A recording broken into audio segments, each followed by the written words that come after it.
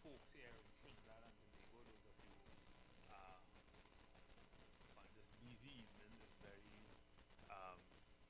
solemn evening, on your way home from, it's not very hot this evening, but it's kind of overcast out here in Port of Spain. As I look out the window, I don't know if it is clouds or if it is smoke, but it's really overcast this evening. Good afternoon to those of you who regularly wait for us to tune in, who sometimes call and share your opinion with us. Good evening to the owners and managers of this great radio station. Good evening. My name is Stephen Matheson, and today I am here alone. One of our umpires, one of your umpires, I'm the first umpire, I should say, and you are listening to the third umpire show. So, I just want to say that say to the president of the Route 2 Master Association, thank you for coming on the show and sharing your issues with us. We can now appreciate what the issues really are and how it may affect not just you but all of the traveling public of Trinidad and Tobago. It is a pleasure. I was told that the Prime Minister will be joining us probably Friday, if not, Friday, on the show via phone call to give her position on the transportation system. I was reading an opinion. I think I might want to share it with you. Time to revise the mass transit plan. Two opinions that catch my attention in the Guardian newspaper today. The crisis of trust by Wesley Gibbons and this other opinion on the opinion page, time to revise our mass transit plan. And those two are two main issues that are engaging the attention of most Trinidadians. Issue of trust and protests and all that kind of thing, and of course what would have happened in the last few days with respect to the maxi taxis and they taking a certain kind of industrial action to air their grievances with respect to how they see government's position in their quest to provide transportation, mass transportation. So, of course, we always invite you to call us on 342-0081 and 466-5391. You can always call us and you share your opinion to help us unravel this whole bundle of issues that sometimes befall us in this Gilligan Island. It will be nice also to hear what the Prime Minister have to say. I mean, she has said a lot and she's doubled down on some of the things she would have said in terms of the issue of protests and the issue, everything that she would have said with respect to what is taking place today. We seem all the time try to make issues serious issue, political issues, and we know politics is in everything. Politics is really the means by which everything else is necessary. But sometimes ordinary people see things not necessarily through a political eye. Sometimes ordinary people just want to be able to get the kind of services and the kind of what is necessary to survive, and they want that and they need that. And sometimes when they're not getting it, it is not necessary that they see party, but they may ascribe responsibility to those who are in charge at the time. And therefore, it is not always wise to see red and yellow in things that are so critical for the survival of Trinidad and Tobago, especially the persons who need the services offered by the government and other public service to the people of Trinidad and Tobago. That is necessary, and we need to take a more introspective look, at how we we measure dissatisfaction among the public. So that being said, we are.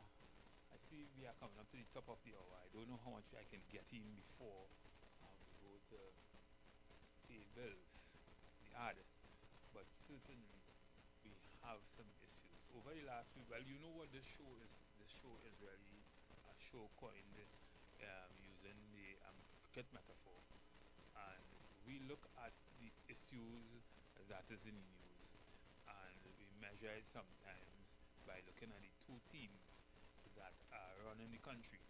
And I say the two teams that are running the country because both of them are running the country. But without one, the other wouldn't be able to perform in the way they should be performing. So both of them are running the country, the batsmen and the bowlers and fielders. And therefore, we sometimes try to measure them. We try to analyze what is happening in the news using them, through them. So it is sometimes very important that we look at things. I'm seeing a call. Let me take this call. Good afternoon. I don't have a problem with that.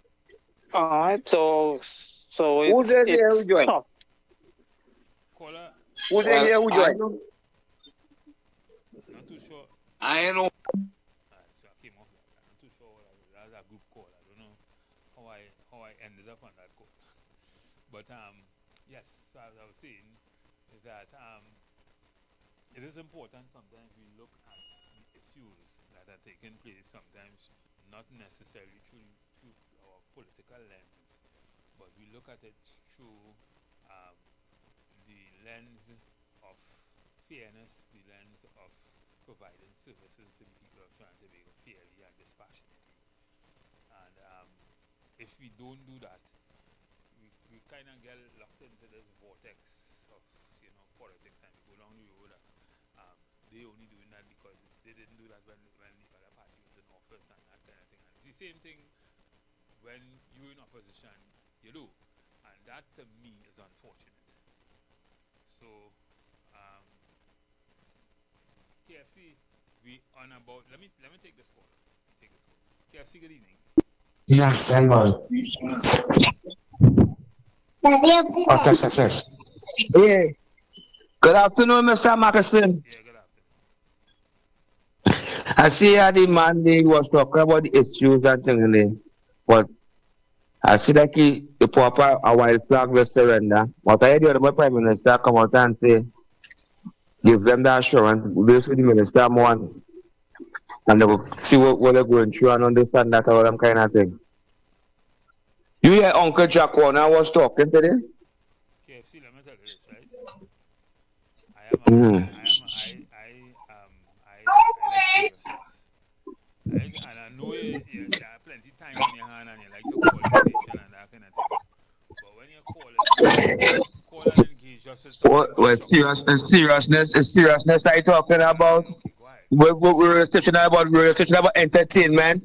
Okay, talk to me. And deal with issues of the day and they're talking. What did Jack Warner say? I mean, we're going to be politically correct. What did Jack I was saying how Jack Warner was on a press conference today. And he supported the UNC. But that thin-skinned politician, when I vex with the statement where he make, I was saying that too. He vex with the government, but the people are wrong, the Prime Minister. Too much of square pegs in wrong with Mr. Mackerson. They're not getting it right, They're trying to make the Prime Minister look bad, So Mackerson ain't going for the break. That might be. Love my mother, that respect. Corner did say he did not agree to the Maxi Taxis Association's request to increase the speed limit to 80 kilometers, moving it from 65. And the goodly gentleman here yesterday explained why that was necessary. And maybe we could talk about some of that when we come back from the break, because that too puts a certain amount of wear and tear on your vehicle.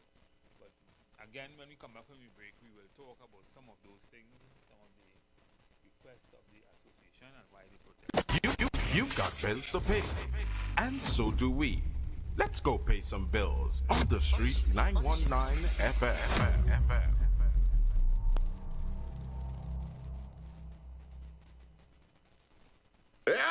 Water is life. Don't waste it. Don't waste it. Don't waste it. Any little leak, we gon' fix it. We gon' fix it. We gon' fix it. So anyway you see a leak, the number to call is 800-4420 or 800-4426 and report the leaks. IWER George and Wassa say, join the evolution to save water. Water is precious. Every drop of water counts. This message is brought to you by the Water and Sewerage Authority. Let's go. Something new.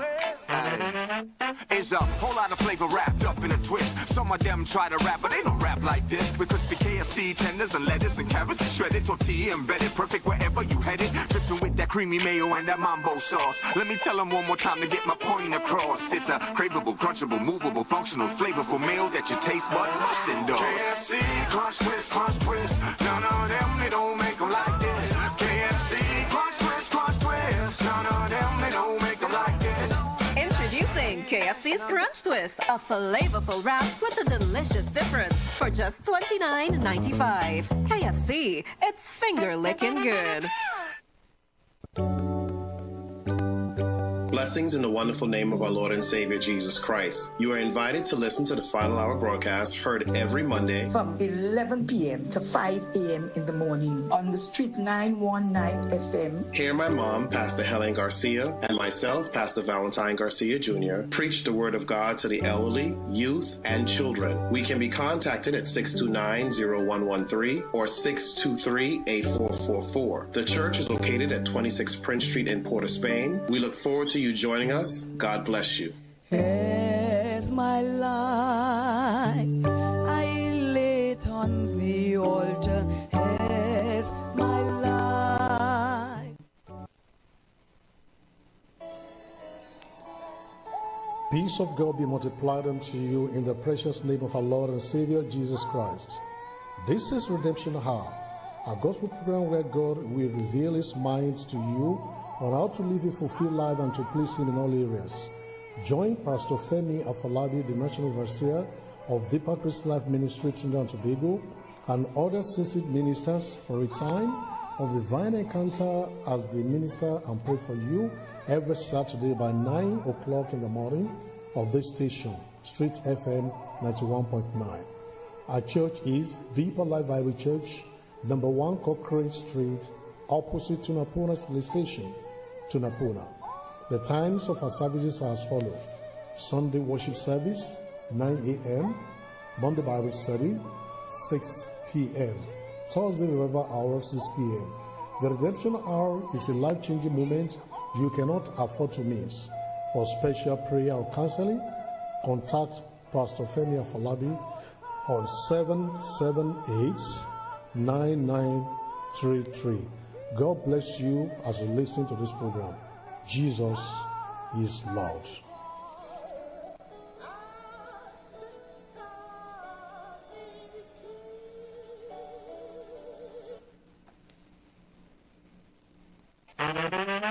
It's a whole lot of flavor wrapped up in a twist. Some of them try to rap, but they don't rap like this. With crispy KFC tenders and lettuce and carrots and shredded tortilla embedded, perfect wherever you headed. Dripping with that creamy mayo and that mambo sauce. Let me tell them one more time to get my point across. It's a craveable, crunchable, movable, functional, flavorful meal that your taste buds must endorse. KFC, crunch twist, crunch twist. None of them, they don't make it like this. Introducing KFC's Crunch Twist, a flavorful wrap with a delicious difference for just $29.95. KFC, it's finger-licking good. Share the live. Share the live. The Street 919 FM on Facebook and Instagram. Share the live. IWER George on Instagram. Share the live. IWER TV and Street TV on YouTube. Share the live. The Street 919 FM. Follow The Street 919 FM on all social platforms at The Street 919 FM.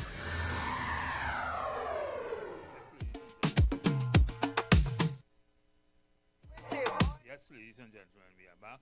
And certainly we would like to, well, I would like to probably read an opinion, the Guardian opinion, on, to a large extent it spoke to what the result of what happened yesterday, and what we need to do as a country, right? Government need to do as a country. So this is read from the Trinidad and Tobago Guardian, page 16, and it's the opinion, time to revise mass transit plans. For decades, successive administration have treated public transportation with a degree of laissez-faire neglect. We have allowed the massed movement of citizens to remain largely outsourced to private operators. And while the entrepreneurial spirit of the maxi-taxi industry has kept the country moving, a sovereign nation cannot afford to leave critical public infrastructure at the mercy of private association. No matter how justified their grievances may be. This week's disruption exposed a reality many commuters already know. We do not possess a dependable state-led mass transit system. Historically, government responses to transportation woes have focused less on moving people and more on moving traffic. In this regard, we have witnessed a carousel of reactive measures aimed at easing congestion rather than addressing its root causes. From Grand Bazaar to Chaguanas, millions were spent on flyovers and interchanges only to funnel the same volume of vehicles into the next bottleneck further down the highway.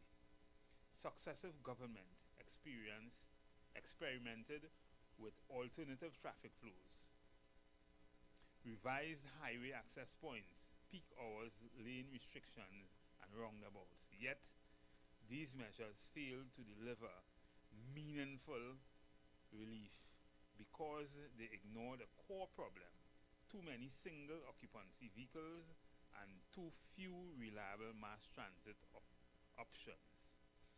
These engineering band-aids prioritize cars rather than commuters. Meanwhile, the state-run Public Transport Service Corporation, PTSC, remains deeply inadequate. As mentioned in this space yesterday, despite repeated multi-million-dollar allocation, the bus system continues to struggle with unreliable scheduled maintenance problems and an insufficient fleet. For many citizens, public buses are not a practical first choice, but a frustrating last resort. This is where urgent focus is needed. When the Rapid Rail project was abandoned over a decade ago amidst ballooning cost, the public was promised a diversified transportation system. What emerged instead was the water taxi service, a commendable initiative, but one limited by geography and incapability of serving the heavy populated east-west corridor from Port of Spain to Arima, where the majority of daily commuters live and work. We must also be realistic. Trinidad and Tobago is unlikely to revisit a multi-billion-dollar rapid rail project in the present economic climate. Capital expenditure of that magnitude is a luxury of a bygone energy boom.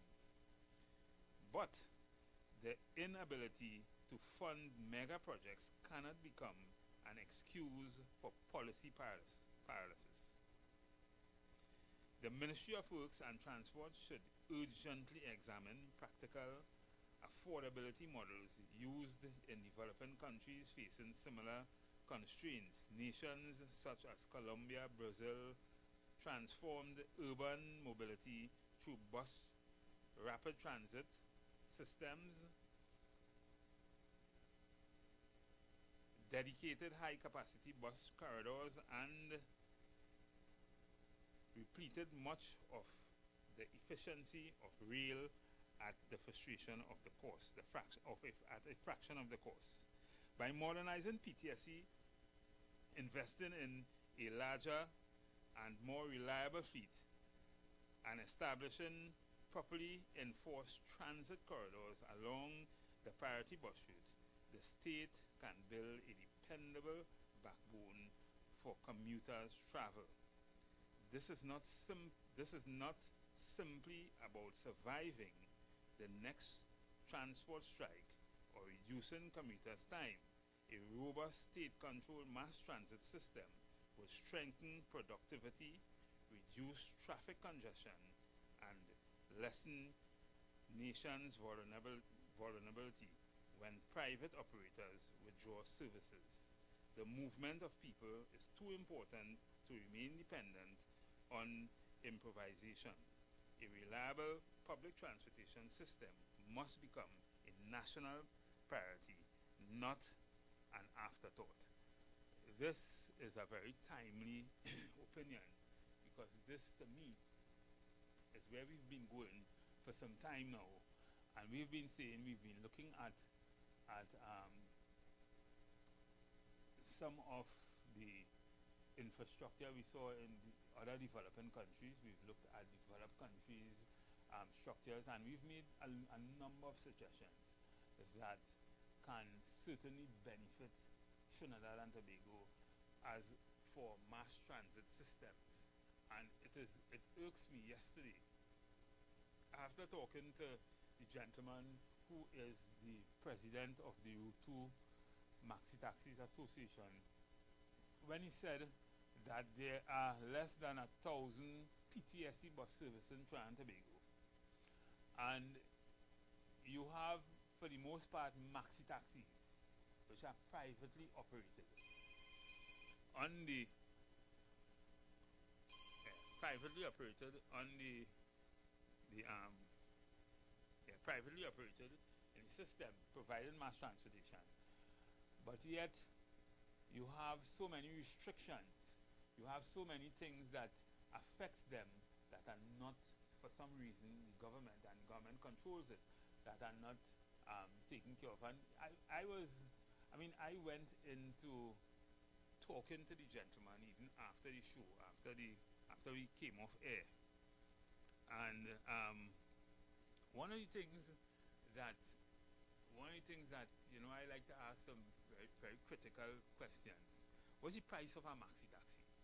And do maxi taxi you providing mass transportation, but you are not able to.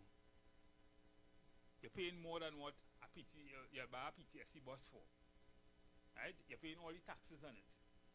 You're paying tickets. You're doing, so many things that affects a maxi taxi driver. The risk, you're taking all the risk. And yesterday it was so surprising to hear a senior police officer tell commuters on a police bus that you're not going to get a neck lock or rub on these buses. Seems to be suggesting to the public that traveling on a maxi, it is easy for that to happen, when really and truly you should be trying to put things in place as part of the apparatus, national security apparatus, to prevent that from happening, right? So if that is happening on the system, then that is a failure. That is a failure of your own doing. And sometimes people put a foot in the mouth for, I don't understand why they do it, but without thinking, they say things that really infuriates the public and the people who providing that transportation system for you. But going back to the article, going back to the opinion, this opinion is actually on point. The government really should be cannot be held, or the citizens cannot be held at mercy, cannot be put at mercy by the persons who provide this service and provide the majority of it, when really and truly this should be a service provided by. We spend millions of dollars every year as taxpayers on PTSC buses and that kind of thing, on a whole company called PTSC, which is probably 1/7 of the maxi taxi industry. And that is Trinidad and Tobago putting out money, for which the majority of the people do. Sometimes I am on the avenue at night and I see buses running whole night, empty. The Sharamas, empty, whole night. Right? And where the people need this service and the reliability and the efficiency of it, that service is not had. So clearly we have a problem in Trinidad and Tobago with mass transit, and clearly we need to sit down, analyze this thing again, come again and try to fix this for the people of Trinidad and Tobago, rather than the private operators, the private investors, the private entrepreneurs who decide to get in the business of mass transit. You try to control them, you try to not necessarily control them, because I mean you must have a certain degree of regulation for things to operate properly. But you put them in, you box them in, and then you have a problem with them protesting. Right? You wouldn't hear the men who pull in bull in the evening protesting, because they don't have no rules. They go where they want, they pick up who they want, they do what they want, and that kind of thing. But the maxi taxis can't do that. And they are seen as part of the system of providing mass transit. So we had to pay attention to that, and we have to put some kind of system in place where we have, as a government, we have control over the system to get people to and from work, to get people home, to move people any hour, any time throughout the country, not just Port of Spain to Arima or Port of Spain to San Fernando, but throughout, from Sandy Granny to Matlot, wherever people need to move, whatever time, we must be able to move in a country operating in the 21st century and calling ourselves semi-developed. And that is my opinion on this article. I think this is a very good analysis of what we need to do to fix mass transit. I mean, we would have elucidated on a number of ideas on this program since we've been here. We've spoken about system of carpooling, system of restricting some cars, system of making it or legalizing or regularizing PH taxi drivers, the system of making bringing maxi taxi drivers into the realm of the system. I saw they were asking to be for the part of the informal economy to put on the NIS system.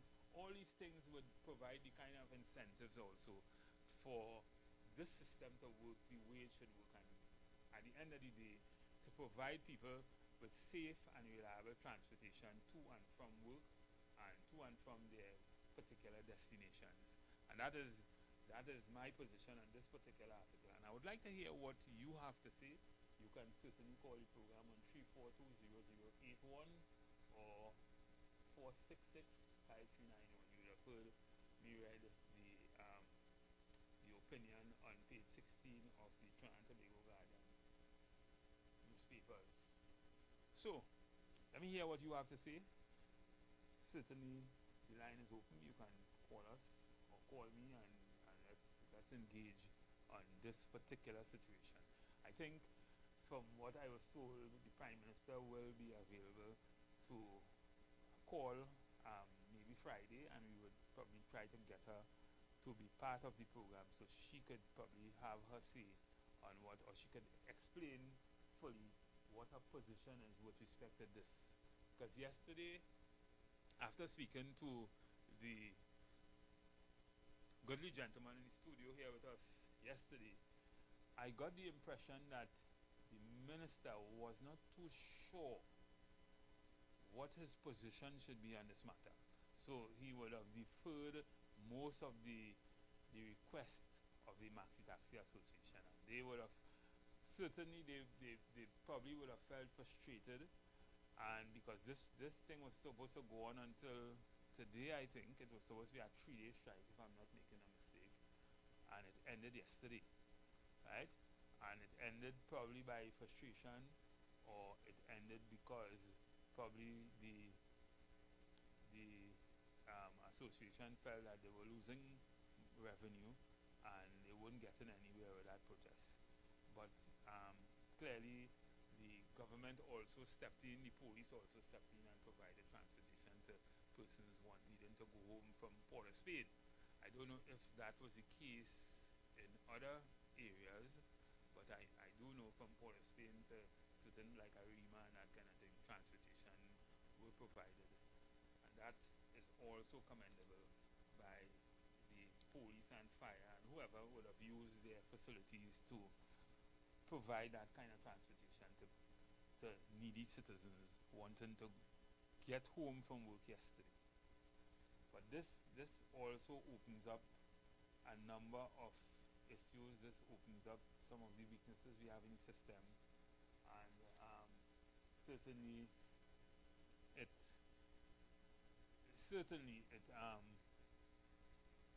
shows to a large extent where we need to, every time, every day in Trinidad and Tobago, things happen that shows up our weakness, shows up the weakness of our system. So yesterday was the mass transit, other days was crime, then we have social services. We have all kind of problems in Trinidad and Tobago that we need to fix.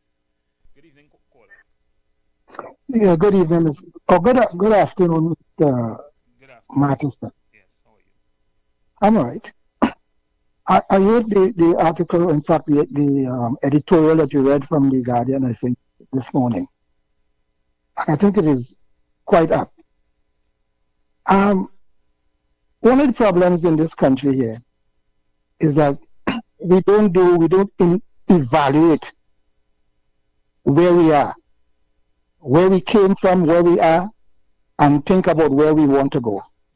We just put down things and leave it there. No evaluation, nobody looking to see how we're performing, how we would have performed over the last 5 years, what changes that we need to, implement and that kind of thing. So everything just deteriorates. And you see it in the PTSD. As a little boy, I used to travel on the PTSD, and that PTSD has always been a drag on the treasury, drag in terms of persons wasting people's time, all that.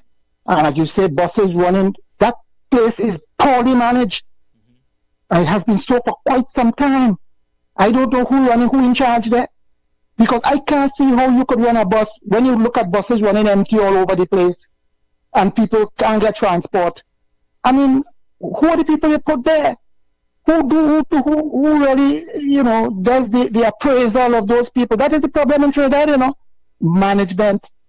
And I would be happy that they look at the entire transportation system with a view to improving the whole thing. It's long overdue. And I must say that I'm quite satisfied with the Prime Minister approach to dealing with the crisis that exists, and which probably, worsened over the last couple of days with respect to people who don't understand the whole question of ministerial responsibility and responsibility for departments. I spoke about that already. And you could bring what plan you want to bring in the future. If you don't have the right people in the right position, you're wasting time. Well, caller, you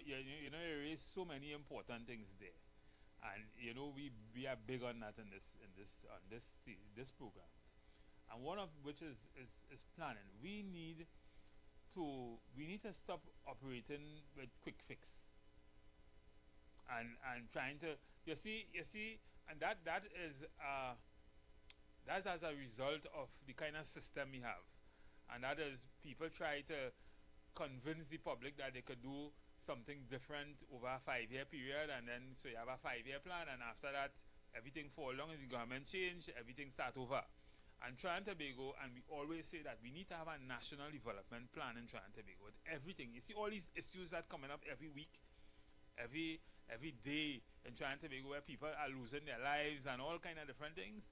We need to have a serious development. We had to break down this whole thing and start over. Somehow we had to do it. I don't know if you're living in an old house and you want to build a new one. Sometimes you break down part of the house and you live in it and you start building a foundation, and we had to do something because Trinidad and Tobago is going, to hell in a handbasket very, very quick.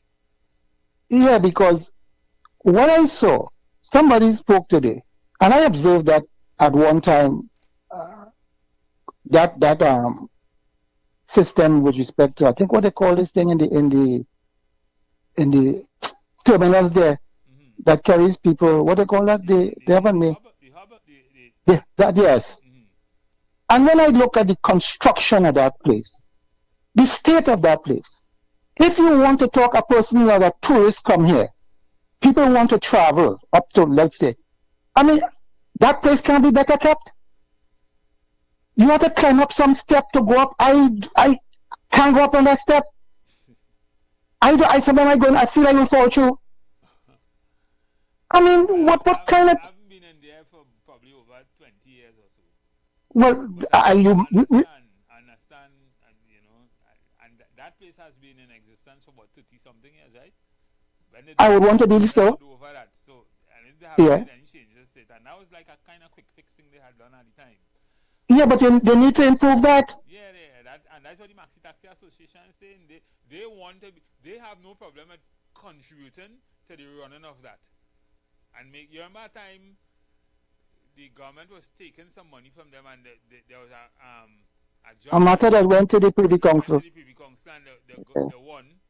Yes. But now they are saying that they don't have a problem managing it. Well, they have to come to some agreement with the government, because as the fellow said yesterday, I listened to him. He spoke about public-private partnership. And that may work in that area, but the thing about it is that you need something that looks attractive and can be deemed as fit for purpose. I don't know, and it means that but they need to come together. They must, as the Guardian said, you need to have a transportation plan, and those things should factor into the plan. But what your opinion says too, and I kind of agree with your opinion, because if you go any part of the U.S., and I like to use the U.S. as that because we like to use U.S. as the barometer. You go any part, they have the NTA, they have the CTA. If you go Chicago, you have wherever. The system, the government provides to ensure that people, the movement of people and tourists and whoever is adequate and efficient. And that to me is the role of the government, right? So because that's a critical arm of the state, in my opinion. Yes. That's essential services. People need to be able to move whatever time, wherever. You come out, you know a bus is coming at that certain time. You could walk out the road and put your pot on the fire and know that you're getting on that bus or train or whatever. And that is it. Now, if right now we have a subsidized system where we have the maxi taxis providing the majority of that service. I would say about 80% of that service, right? Then why are you treating them like that? You know what's for a maxi taxi? A maxi taxi, you're paying $800,000 for a maxi taxi.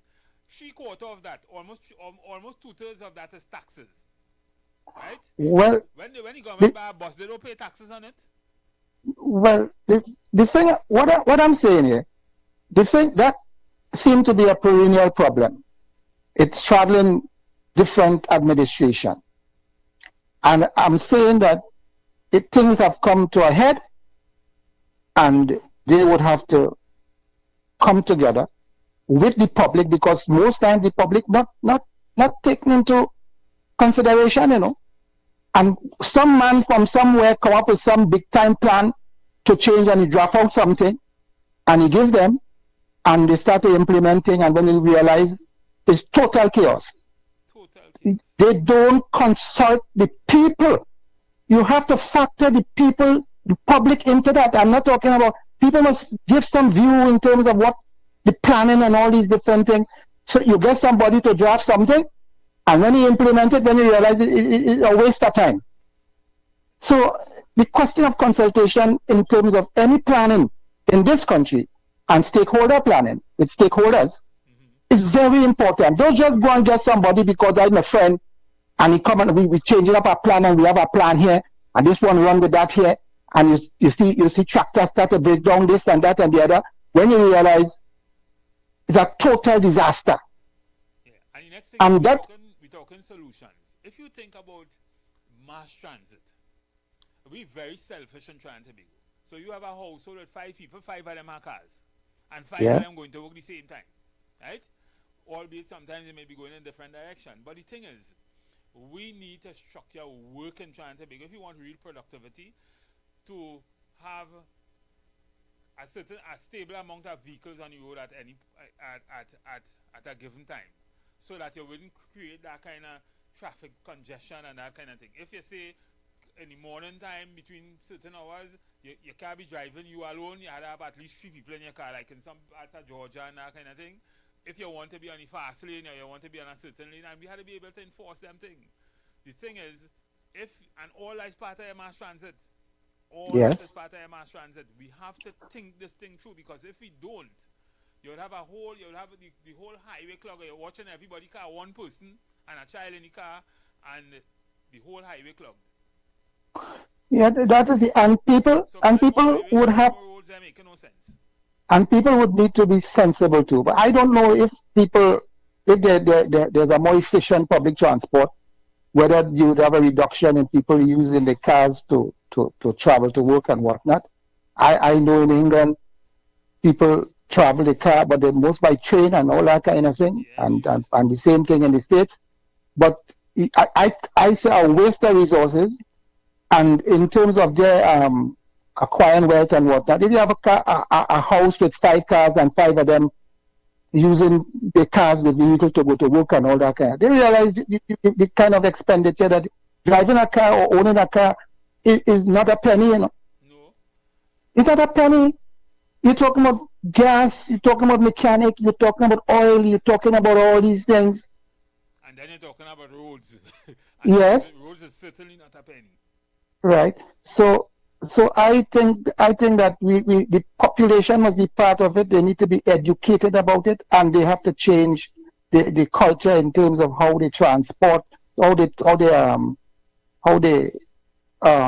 transport themselves, their family and whatnot. All these things, but you need buy-in. You need to sell the thing to the people. If you go outside, I speak. People think I speak about outside. I look for best practice, things that have worked. You go to Europe, you go to the United States, you go to Canada, and you need to involve the people in the process, because you need buy-in, you need to sell the thing. You need. Right? Listen, in Singapore, right? I'm going to Singapore. In Singapore, cars are more to purchase a private vehicle, like what we have. That is a luxury in Singapore. It's more expensive for you to purchase one of that than to travel, but they've made it that way because transportation in Singapore, the mass transit system in Singapore is impeccable. You walk out by a stop and you know that bus is coming at 1 minute to 7. At 1 minute to 7, that bus will be there to take you, or buses will be there to take you where you're going to. Mr. Matterson, I want to ask you this: with the oil crisis, remember we import oil now, gasoline for vehicles.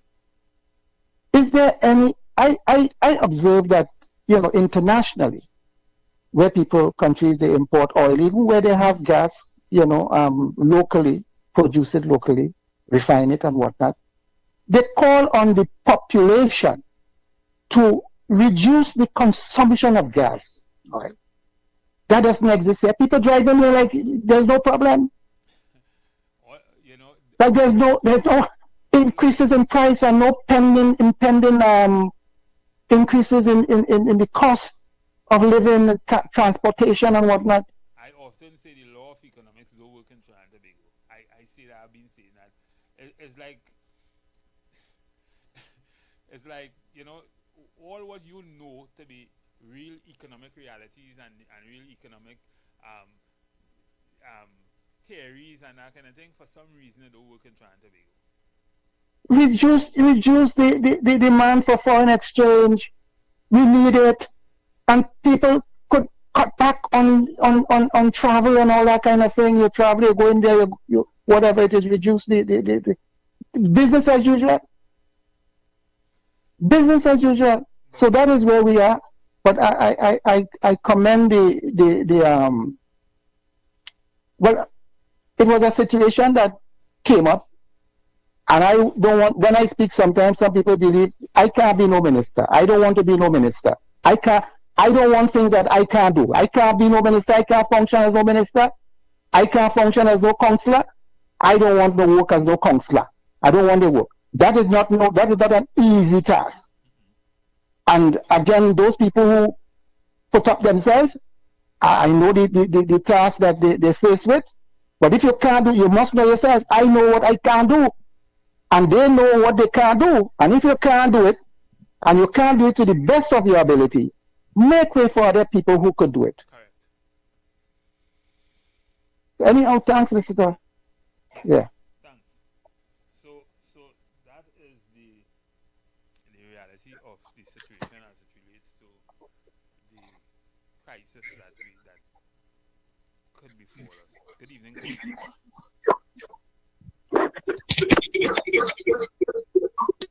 Caller, good evening.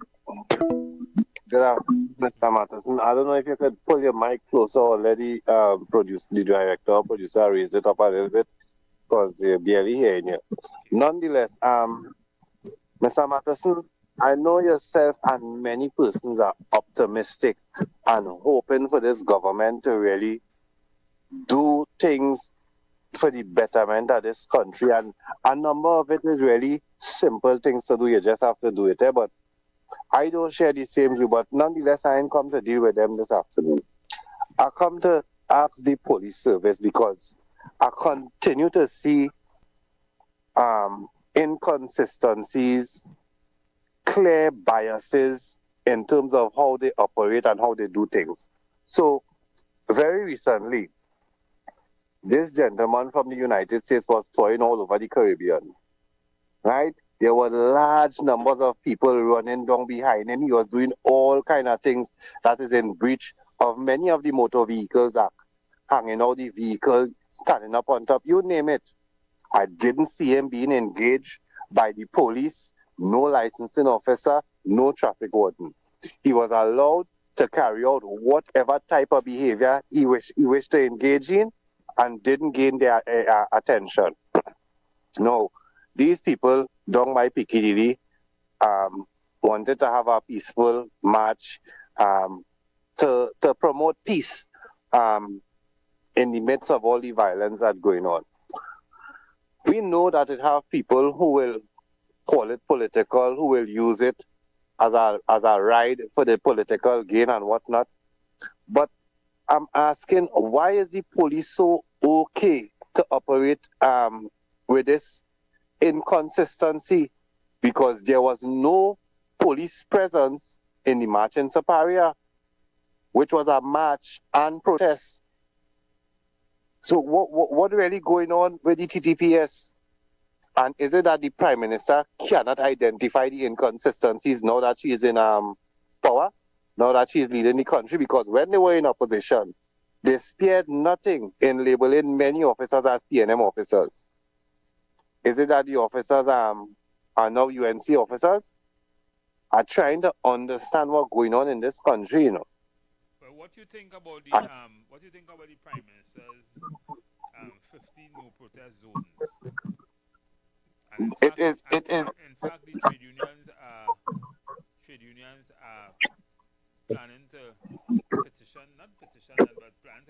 report on that, saying that it's a breach of the constitutional rights of citizens. But the Prime Minister is doubling down and saying that she's not backing down on that. What is your position on that?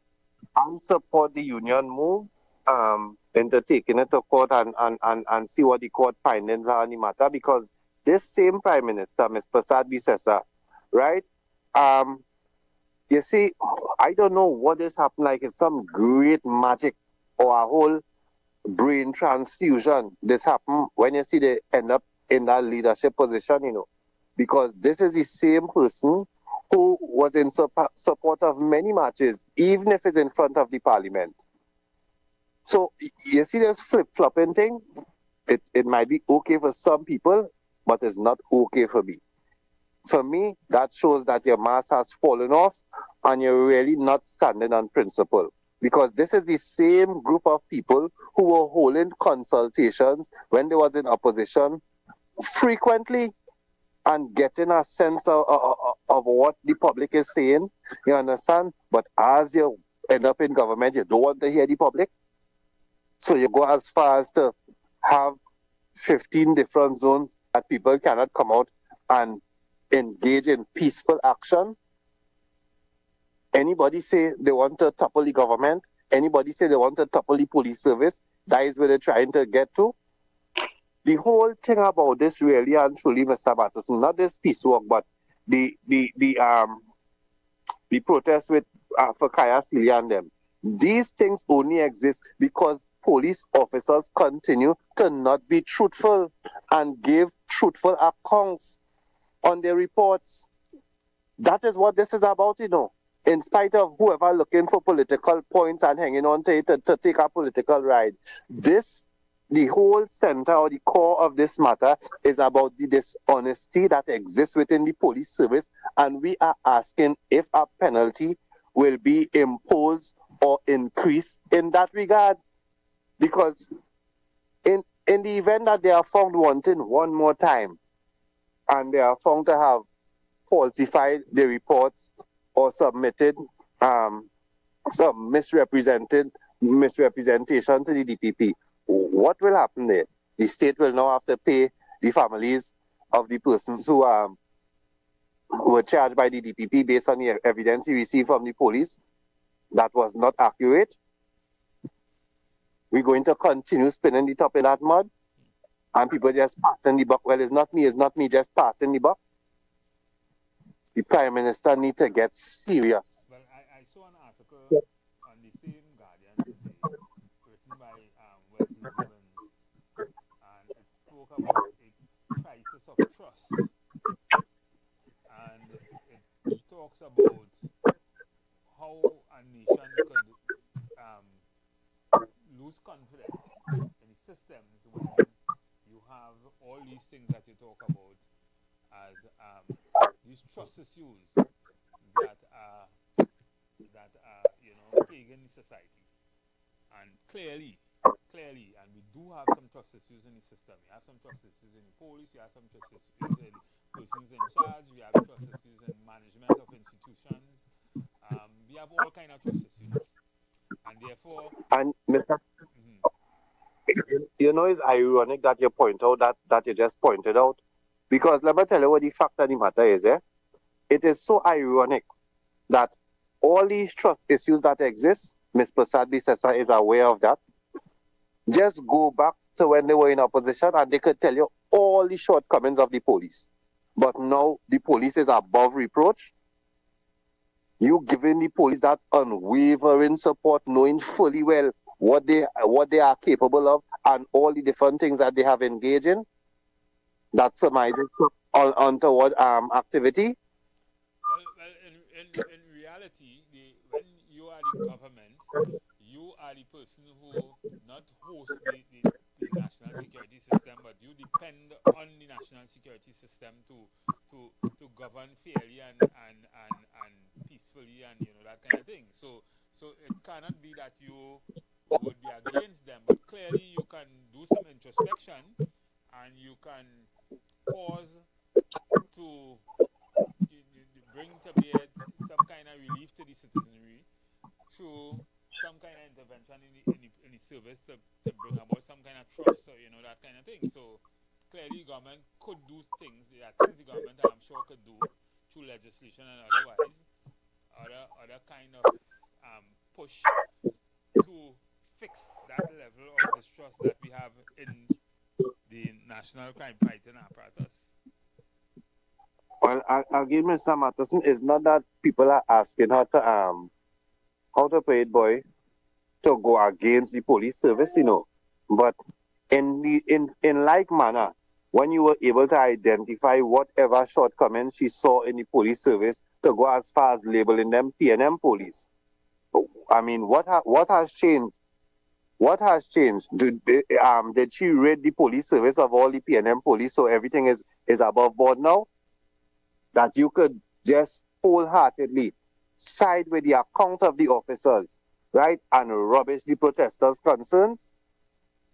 They have encouraged and engaged in numerous protest action in this country, inclusive of around the Red House. And I always want to point out, you see the hypocrisy by our politicians. Miss Penelope Beckles must come out and denounce the actions of Dr. Rowley if she wants to talk about the protest being stifled at this time, because I can remember they lock up Woodford Square to prevent persons from protesting, and it was okay when the Red do it for the Red supporters. And today it is okay. That's one of the problems I have. I have a problem with the Red supporters and the Red party talking certain things right now. In my view, they don't have any moral authority to so do, because, I mean, in their time, protest was kind of illegal. They were the one, it's under them, you had to ask for permission to protest. If you had to ask for permission to protest, you had no liberty. And you know what brings home my point again, Mr. Matterson? The Red and the Yellow supporters are one of a kind. Two sides of the same coin. Because in the same manner that they have no moral authority, it's the same thing with the UNC supporters, because all of them engaging in the same activity where they cannot question the leadership that they're following. They cannot have an opinion. They cannot have their own sentiments. It's like, I don't know if these politicians have a remote for their brain to know when to turn it on and turn it off. I mean, come on. Everything that these people do, once you're supporting them, you have no problem with it.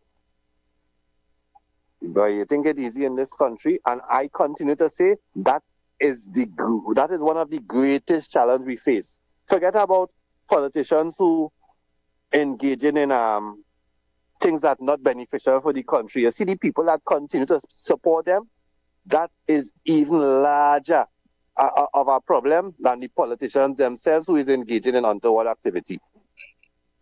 Because, I mean, it's just like the police who want to justify the wrong actions by talking about criminals who engage in criminal activity. We have an expectation, and we should have an expectation, that people who are trained, paid, take oaths, supposed to operate at a higher standard. You cannot use the excuse of criminals being criminals for the police to be a criminal. And that is what we continue to be faced with in this country. Like somebody put a gun to your head to become a police? I didn't see that. If you're not up for the task at hand, find something else to do. But we still continue to have square pegs in round holes. And I wonder if you get to saw the breakdown of the forensic report of the video that they sent to the UK at Mr. Matterson? No, well, I saw the one, the forensic analysis of the one in the UK where they break it down and they show who could have shot and who fired exactly. When and that kind of thing. And, it made a lot of sense to me. Because I would say more than that, it not only rubbishes the account or the narrative given by the police, it slowed down the footage so you could see exactly the fire coming out of the officer who was more or less out of the lens of the camera. You saw the flash coming from his gun that led to that backlash shattering where the pieces fell outside. I waiting to see how they intend to escape this, But I am waiting. The Bannon, well, hear what the DPP say about that, right? Them could talk, Mr. Matterson, with all due respect, and this is the view of the caller on the station. The DPP could say whatever he feel like, right? He could say whatever he want. Because right now, like they're ready to give away money because. Yes, it have people who will be pronouncing on the matter, okay. But at this time, I would agree with anybody who say, let this thing go through the court system because I have a lot of confidence in the judicial system. Judges are not stupid. And yeah, I thing is, it have too much information and evidence. I doubt that there is any room to for them to swing on the side of the police per se. But let go through the system and let the judges look at it. But you have an appeal system, so you have a system to deal with it in a particular way, straight up to London. Right, and I want to tell the DPP something too. You see this thing where you finally get your voice because we thought you had pip all the time, where you're now coming out and talking a set of rubbish. What people are really pronouncing on is the dishonesty of the police. Nobody is saying who guilty or who or because everybody is innocent at this point. The police, Kaya and Joshua, all of them is innocent because the matter has not been tried yet. But what we are certain that the police is guilty of is dishonesty, right? Or they could hold me in contempt for that, but it is not the first time and it won't be the last time that the police has been guilty of dishonesty. And he need to tell beyond the tape, right, what he told to the public about pronouncing on matters before it reached the court and all that thing, because beyond the tape, this give you a ball-by-ball narrative long before any investigation start and tell you who is innocent and who is guilty in the matter based on the footage. Not so, Mr. Matterson? Thank you very much. So the DPP could put that statement with the monkey put the nuts. I looked on and listening. Okay, thank you, caller. So there you have it. We've more or less analyzed the crisis of trust. Let's take this call. Good evening. Good evening, caller. Yeah, good evening. Good evening, Samakas. Pleasant evening to you. Well, I read Mr. Jack Warner's statement that he gave concerning the country. And Mr. Jack Warner is on point. Mr. Jack Warner says he does not like how the country is being run. He was even on 95.5 this morning, explaining some of the statements that you have made. He said, and he was saying, you travel any part of Trinidad and Tobago right now. He says it's only bush like forest. He said this is not the country that you know. Bush and dry season. And then he went on now. Yes. And then he went on now to criticize the Prime Minister for this protest thing which he's trying to stifle the voice of the citizen. He says the only thing that comes out of it is unrest.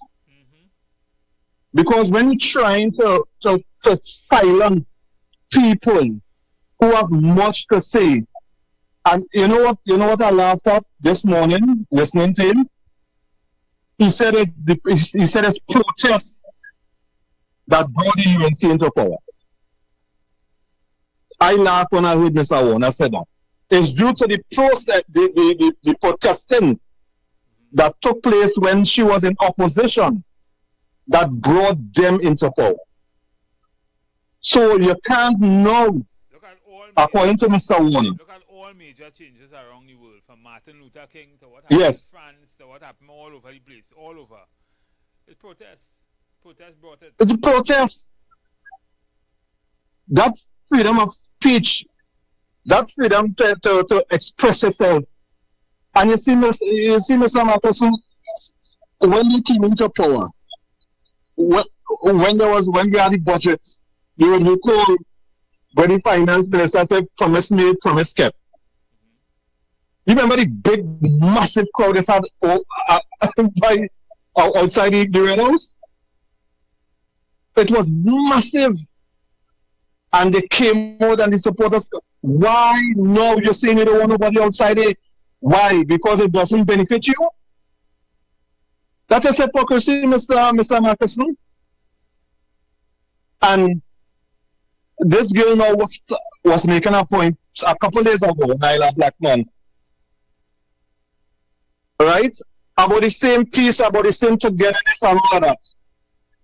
And Mr. Parrott came out and condemned the girl, man, and saying she only talking so because she looking for likes. What kind of rubbish thing is that, Mr. So then you can't talk then. You're not free to express yourself, you're not free to say anything. Once you say something against this government is fight down, you're blacklisted. The Blackmans of family are coming out now and condemning Mr. Parrott that her family now is half her back now and saying what happened, people can't talk now. Why are they so thin-skinned? So much was said with Dr. Rowley. Yes, we get so much things that was said. And I'm not here picking up for Dr. Rowley, but a lot of things was shown at Dr. Rowley. A lot of nasty things was shown. And most of the time he kept his school, he would have said one or two things. But for the most aspect of it, he didn't say much to defend himself. Now that you have people coming against all, for some of the nonsense all you're doing, all it has said now, all you thin skin. All you can't take talk. All you getting involved. You're calling protesters grifters, fraud, and all these kind of things. Now you reach so far now to call protesters now racist grifters. I mean, come on. Listen, if I see Mr. Jack Warner this evening, I shake his hand, man. Mr. Jack Warner was in point. What Mr. Jack Warner was telling the Prime Minister is stop your foolishness. I remember they asked him a question, Mr. Jack Warner. Why now? Why you talking like this now? That is on 95.5. The man say he get old and age bring wisdom. But listen. Nonsense is taking place, Mr. Umpire. Everybody had to support something, right? We must have a government around the country. And it really doesn't matter. At the end of the day, after you support what you support to get to what you wanted to get to run the country, the country had to run. Right? Yes. So the country had to run. And it doesn't mean that because you support something that you have to agree with everything. That's exactly. Doing so will just be groupthink and it will be counterproductive. Right? So at the end of the day, you must be able to be a human being. You must be able to analyze things. You must be able to objectively say what you see and how you see it. And you must be able to do so constructively. Right? I agree 100%. If for whatever reason you have to have protest, it must be coined with responsibility. Because even in the US, where protesters actually you could protest, but you can't just go and break people's showcase and fight to the police. No. Kind of thing, right? So if you do it peacefully, you show what you and that's what this country was built on too, right? Trade unions and all that kind of thing. So it's difficult. Yes. It's difficult to understand by anybody will have a problem with what I call peaceful protests. But I wait to hear what the public have to say. I wait to see what happens coming out of this, what the court have to say, because the trade union is taken into court, and I understand the Prime Minister's position also, right? But you have the foundation of peace. Had a little peace walk this evening. I'll pick the street and they'll run them. We're going for a break. When we come the police say, go on. We're going for a break. When we come back, we will continue this discussion. Right? Call us back. Okay, sir. Yeah. 19 FM.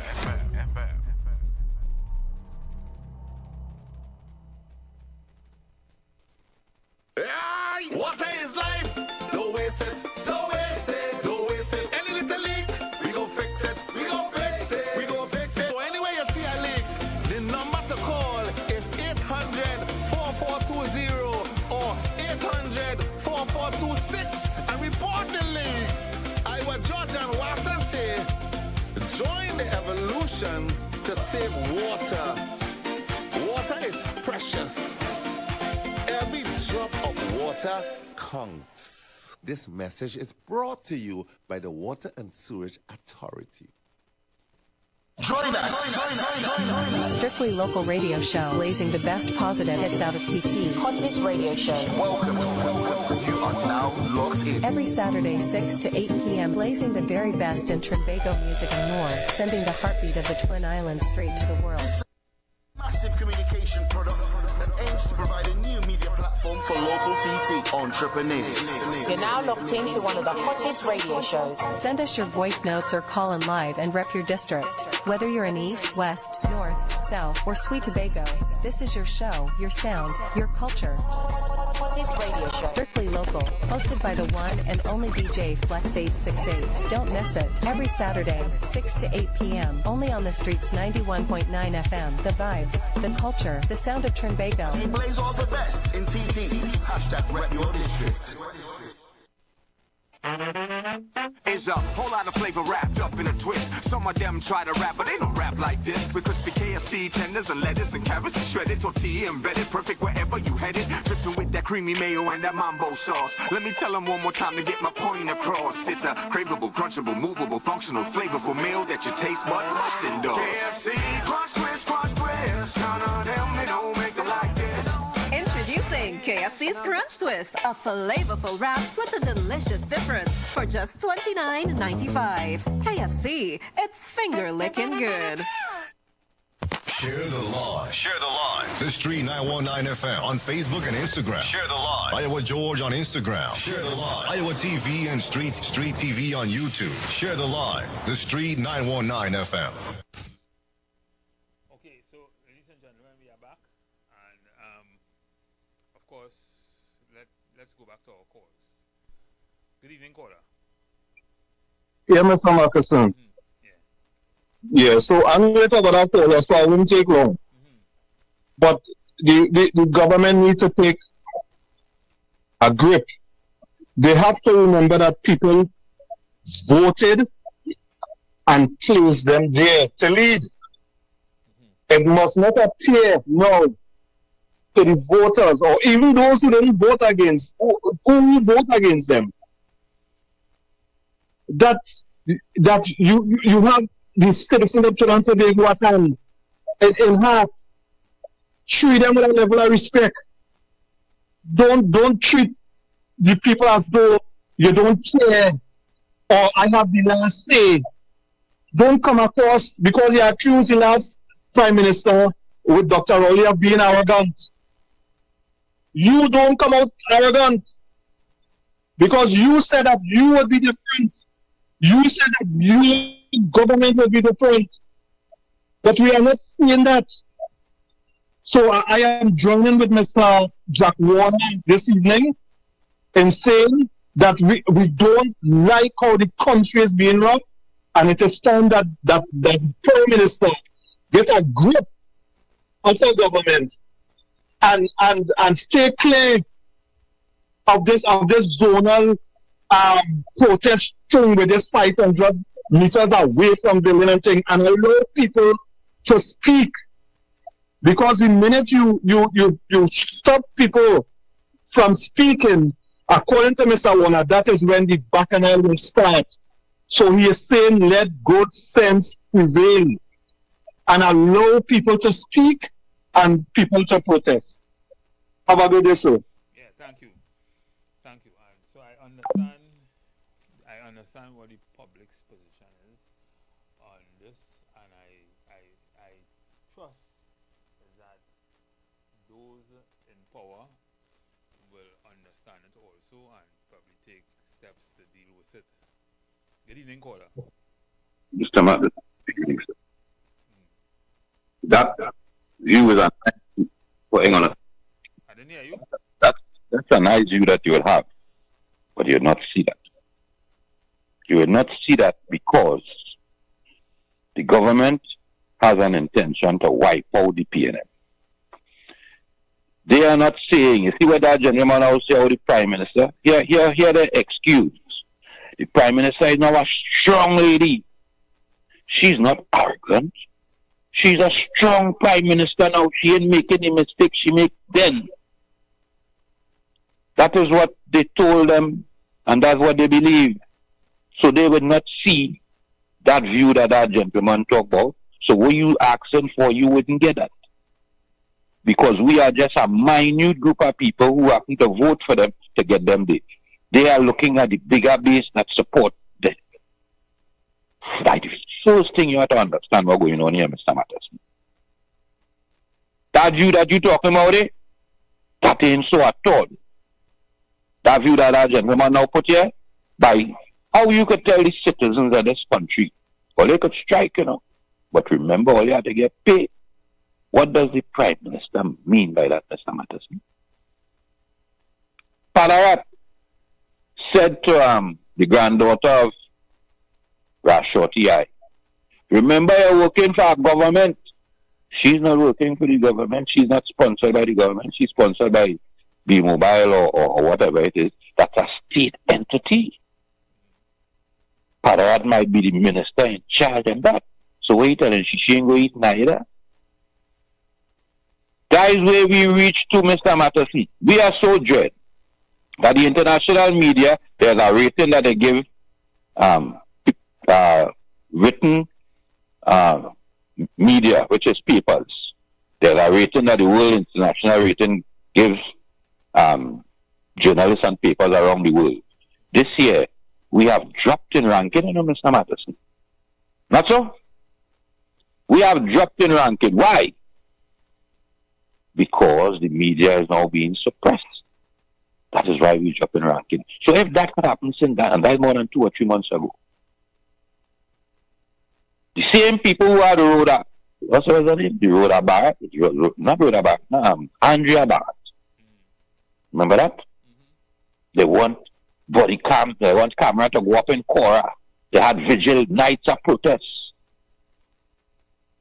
If we are to do that now, for the gentleman, under a state of emergency, them didn't business when, how. The whole idea was to upset the population. That is why today, the police service, the police was blamed Hines. Relax, say God must help we. All of a sudden, the same statement they're using, But the them time, they now get into office. It's not a UN, no. The Prime Minister buy all what the police need. So that have nothing to do with the Prime Minister, that has to do with the police. There's now the responsibility on the police, not the National Security Minister again. Hold the Commissioner to ransom. That is our ideology now. That's what they're trying to tell me now. Hold straight. I am man on this same program. Tell one of the loudest activists on the Beatam Anderson yesterday who tell them about, the government could have just take away the CPEP contractors and leave the workers. Anderson, you working for $60-something a day. What $60-something a day could do for you? That is slaves. There's a black man telling the next black man that who called on the same radio station that he knows on because he was here, telling you how bad the government treated you with $60-something. And they won't worry when you actually get into office, it will be better. All you get increase in money. But instead of they get $60-something, they get nothing. And they were telling they go straight. But in their constituency, there's more or less the same program going on. There's a little one on the beach. I don't know who eating our food from that. I didn't see them this week. That is where we reached to, Mr. Matterson. We are reached to a point where the African voice is being stifled. And they are using let me never point something out to you. Only had the Maxima yesterday. And I remembered on another radio station with the Pitbull, they had a way that they communicated with the Maxi Taxi Association before the election and allow Maxi Taxis to put a radio station on their radio station and allow to spread their views, especially on the East-West corridor. You know that? That was done in order to try to get the East-West corridor to vote. That's why I see we lost Grandy too. So they sing the song from that man, from using. That is why the Maxi Taxi, here the Maxi Taxi man tell me yesterday. You know what I wanted? NIS. In PNM 10 years, you ever hear he say he went to any one of the ministers under the PNM and for that same NIS that the UNC that started under their term, yes, People's Partnership? Yes, he did say he went. He did say he had meetings and he spoke to politicians. What I'm saying is, was the seriousness insists, because to me, here what them do sit down and do now, they sit down and wait for this government to come into office. The things that they started underneath them with the hope that this government now, based on what they did, by what I just explained to you, in order to get what it is they want. I don't feel that. I can vex with you, you know, but I am telling you, from what I observe for the past 5 years. I think people are battle, people are battle weary, They are battle weary because, again, as I said to you yesterday, certain things people are going through and watching. Because we have, Mr. Matteson, you promised the citizens in 6 months' time. No, Mr. Matteson, no. Don't tell me that. Hear what I promise you. I had an economic plan to give you a train. And the same people tell you no. The same people tell you no San Fernando Highway. And when they come, they start the same San Fernando at a higher cost with a company called OS, and OS born with the money had to take them to get back nearly $2 or $3 billion.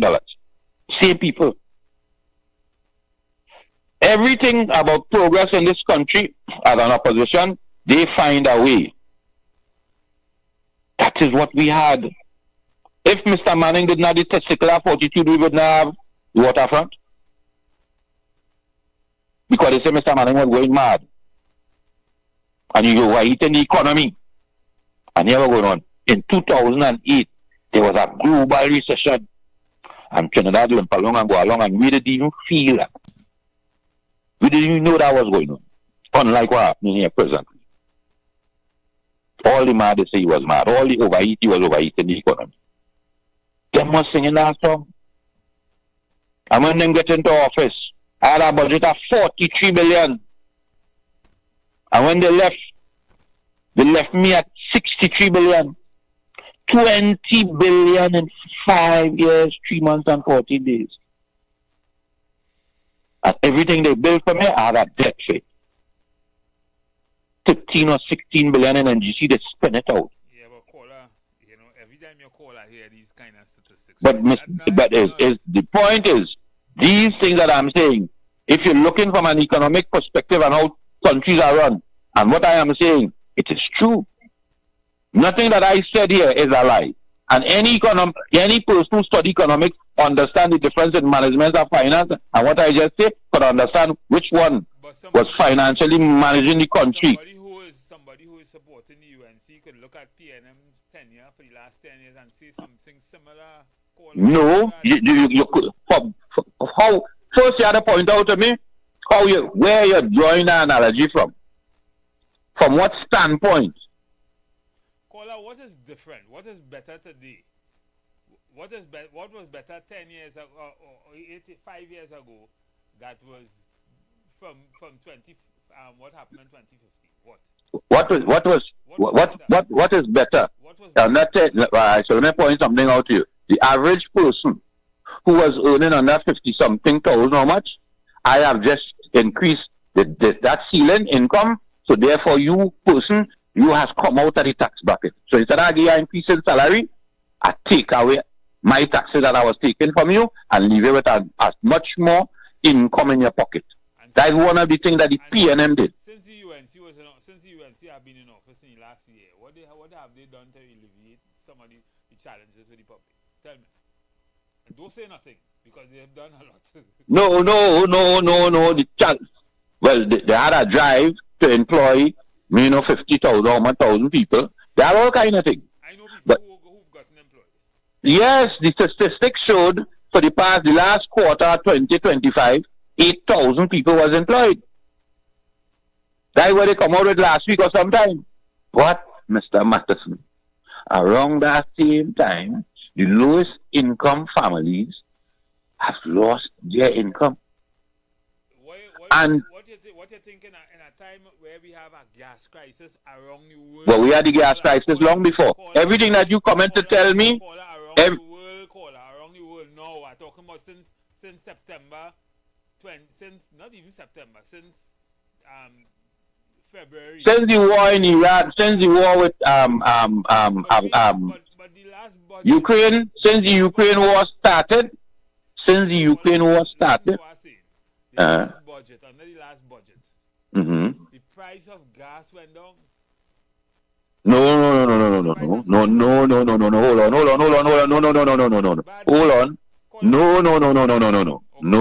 Don't lie. Don't try to fool me again. The government, because we import gasoline, the government increased the subsidy that they would hold. Right, the government, right. But here we're going on. That's why I asked the question. Here, the price of gasoline outside going up. So yesterday, my subsidy was 50 cents. Today, it's $1.50. So how? So here on the things that I could have buy for the hospital by leaving that as it was, seeing that the price keep going up outside. Now I can't supply the hospital with the basic needs because I decided to take away $1 from gasoline for you. Is a situation trying to again, because you try to fool the public to make them feel that you're doing something for them. And technical, yes, the citizens benefit, the government take it at the law of gas. But you put 100% tariff on every container that land in Trinidad and Tobago. So therefore, the shoes that I go in and buy was $20, and I save at $10 in gas to drive up the road. The same shoes now go on to $40. So the $10 I save in gas, I had to spend it back on the shoes because the man who paid to import the container price just went up by $100. And if you look sharp, the transportable, the diesel ain't going up, but depending on what kind of vehicle you're using, transportation might go up too. That is the reality, Mr. Matheson. You take from one to try to fool me, to make me feel you do me something, but I'm paying for it bigger down the road. That is what happened. And I still have an increase in gasoline now that where I getting money to pay that $1 that I just take off and the price going up now outside of $4. Where I getting that money from? How I been able to stop? Do you think I could sustain that if that continue going for the next 6 months? Well, the government is doing it. That's why I just tell you, anybody who listening to economics and understand economics will realize that, wait now, the government is instead of we have a train and spending money to keep a train that we would have, we're buying foreign used cars and subsidizing gasoline to keep, we blowing it out in gas and foreign used motor car. Instead of we have something stable. You have to have vision. That was a vision. The same people tear it up and see that. And today telling me they're spending how much hours in a traffic jam. So, until the same people who is there now, they don't have to get on board with that PNM vision and don't have to get on board with that vision for Trinidad and Tobago. Just unfortunately, PNM was in charge and people. What's your solution for Trinidad and Tobago? My solution for Trinidad and Tobago now is to come out and explain to this government the position that and the expectation. All them things that you tell me, because we ask you, where you get any money from? You said to us, don't worry, I go find it. And now when I go on from a 10%, you will tell me, I'll give 40% in cash, and I'll give 60% in them. That wasn't the discussion we had. And you want me to accept that. But again, it. Well, I don't have a choice. You get somewhere you didn't get for the last. No, not again. No. I get fooled. Come now, man. Listen. Let you don't play semantics with people. The thing is, you get some money. I'm not disputing that, but I get fooled. And how you get fooled? Because here we go now, money now, give me my NIS going up. So it going back in my NIS. And it going back. You didn't hear what the previous government said about NIS just before they demitted office? But the same people in office now tell you no, don't do that. You can't carry the age to the age. You can't raise the retirement age to 65. People don't work so hard. But when they get in the office, the same thing they tell you to do is what they do. So won't Stuart Young and them have to do the same thing this government doing? Not in the manner in which they did it, because they was telling us this is what we're going to do.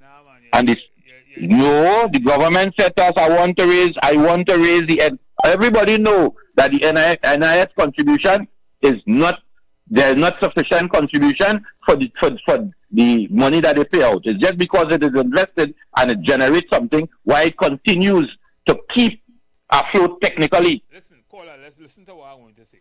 Every government have to do something to run the country. We're not disputing that, Mr. Matheson. Just no. And you wouldn't do this, you wouldn't do it how I do it. All of us will do it differently. No, that is not the point. Just now, all of us will do it differently. No. The problem is, in Trinidad and Tobago, there's a fundamental misunderstanding of what is needed for governance in Trinidad and Tobago. What we need to do is to start a plan. Mr. Matheson. Just now, we need to have a national development plan, not what the PNM has done, not what the UNC has done. Sit down and plan out Trinidad and Tobago in the same way like China and Singapore and all these places did. I did that. Right? I did that.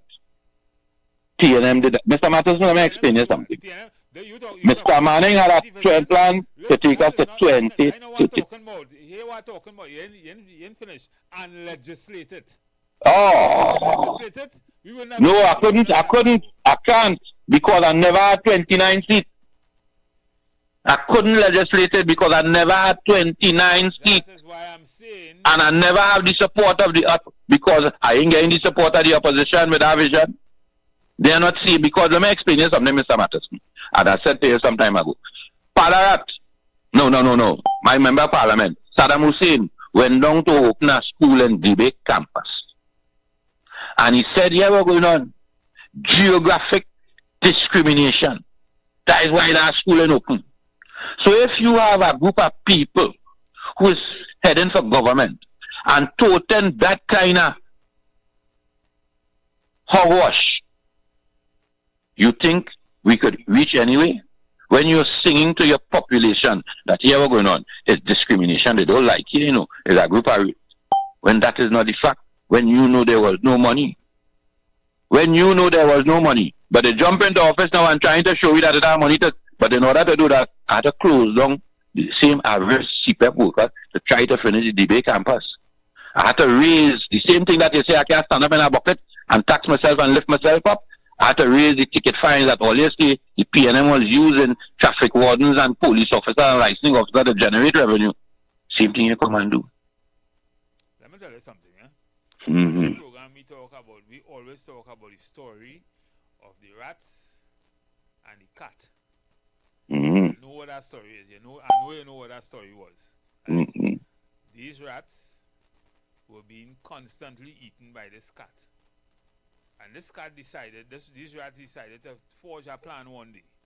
And that plan was, if you put a bell on this cat, when this cat go to sleep, when he wake up and he prowling and he looking to eat one of, we will hear him. Right?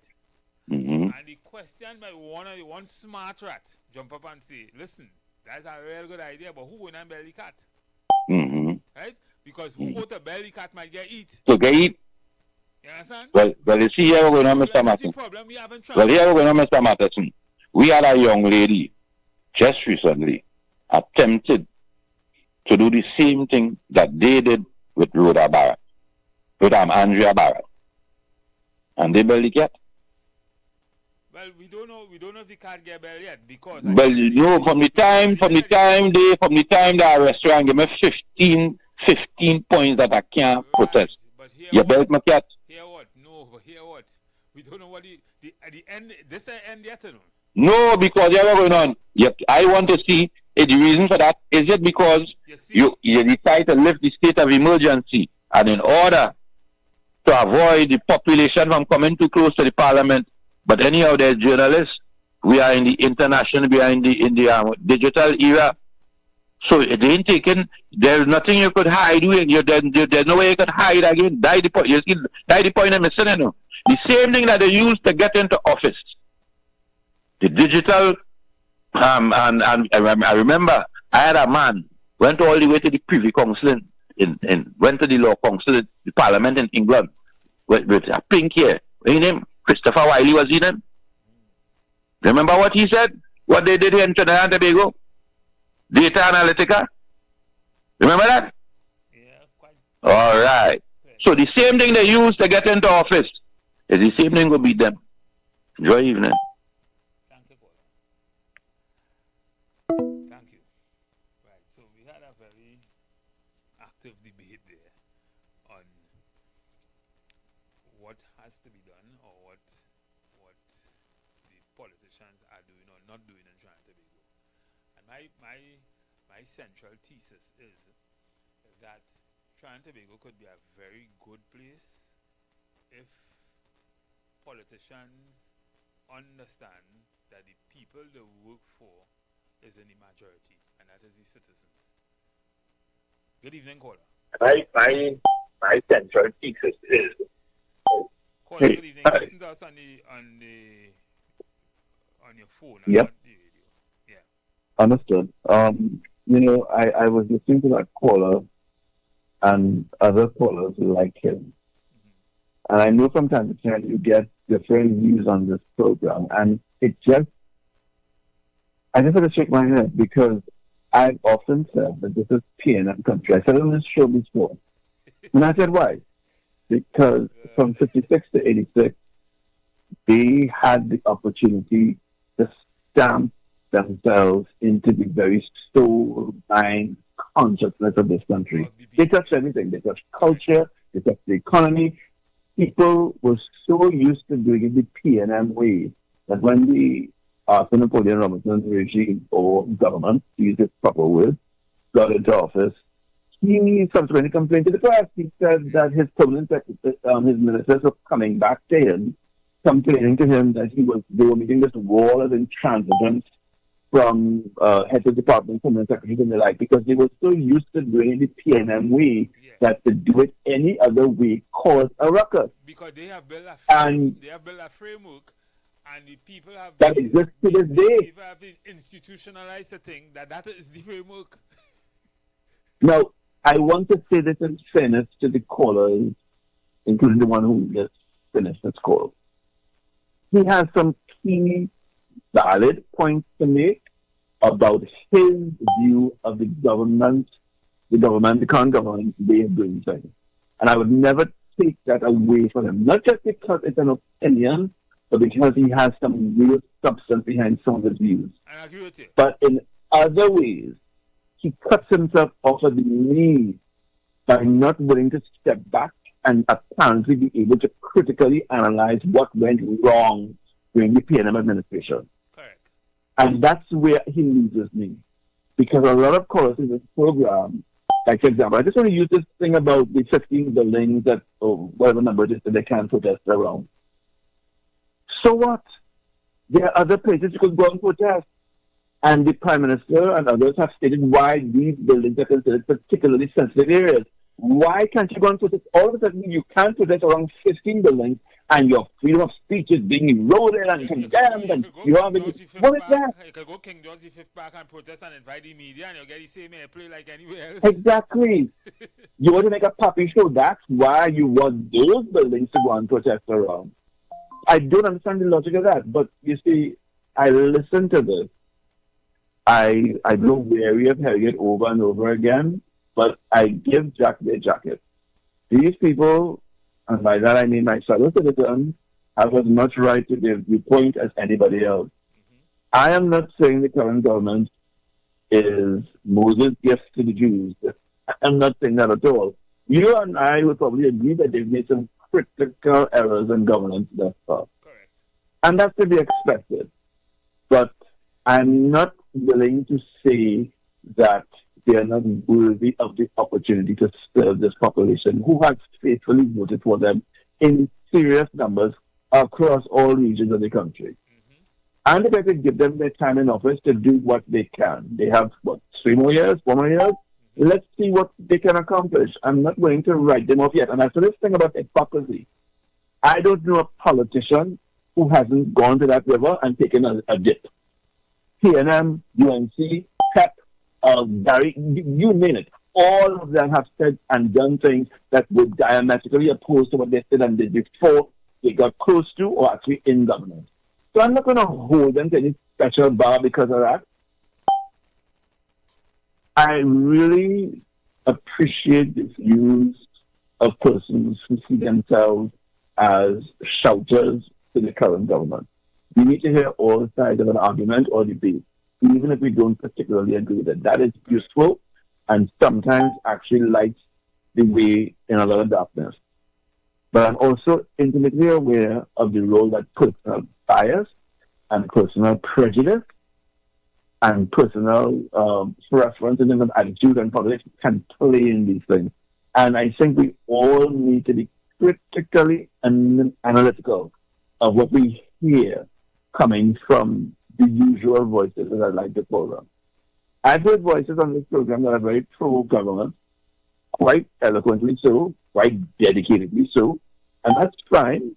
I have also heard the opposite, and I'm willing to weigh it. And that's one of the reasons why I came into this program. I hear a disparate number of views, and I can judge for myself what I want to believe, what I want to embrace, what I want to reject, what I want to accept. I had there's a program, I forget the independent television network, but it was one of the local TV networks. There was a gentleman on that program who was hosting a current affairs program, and he would come on every day and talk about the news of the day, politics and all of that.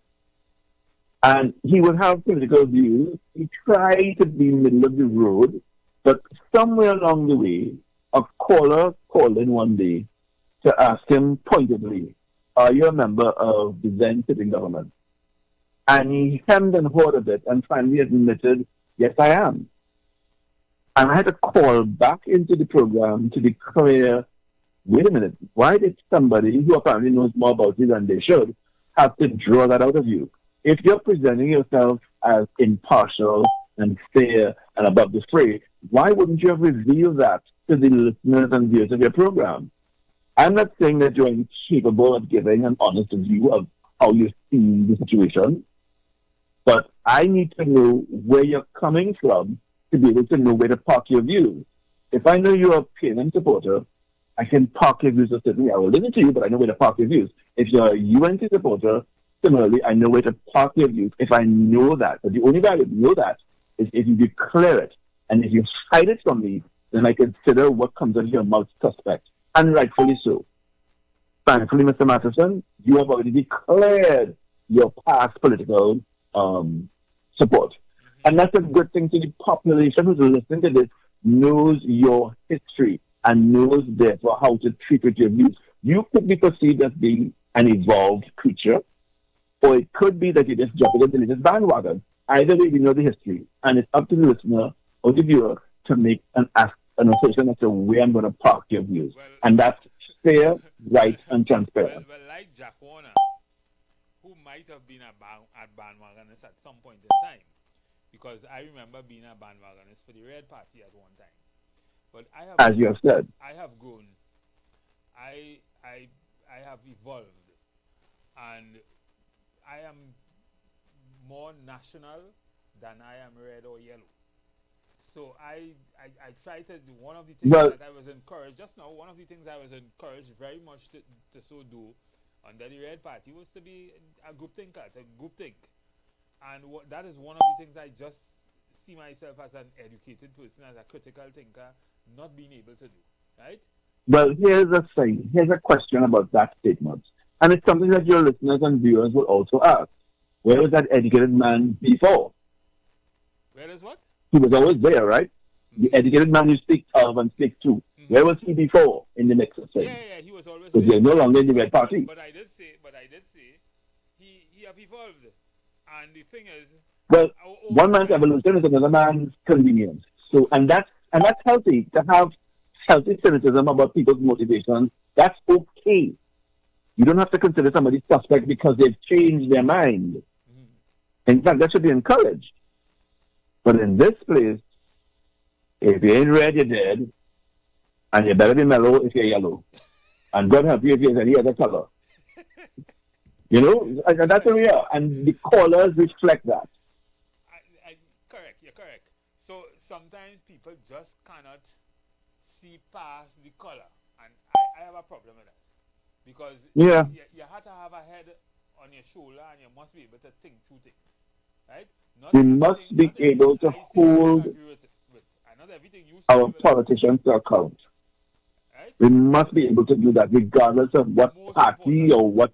And sometimes we're not aware of our own biases. Sometimes we're not even aware of how narrow our self-interest is when we support one thing or another thing.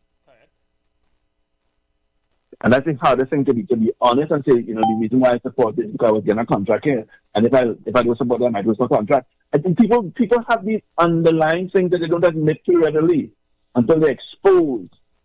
And it shouldn't come to that. You should be transparent enough if you believe. Not one who would lose my liberty for no contract or no job or nothing like that. So says you. But not everybody believes or thinks that way. And this is where we are. All right, Mr. Madison, have a great Corpus Christi. I wish you and your listeners the same.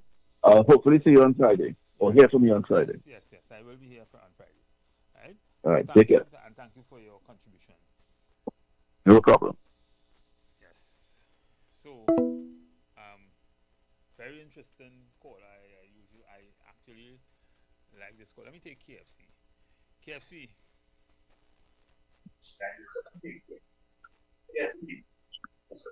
Good afternoon, Marcuson.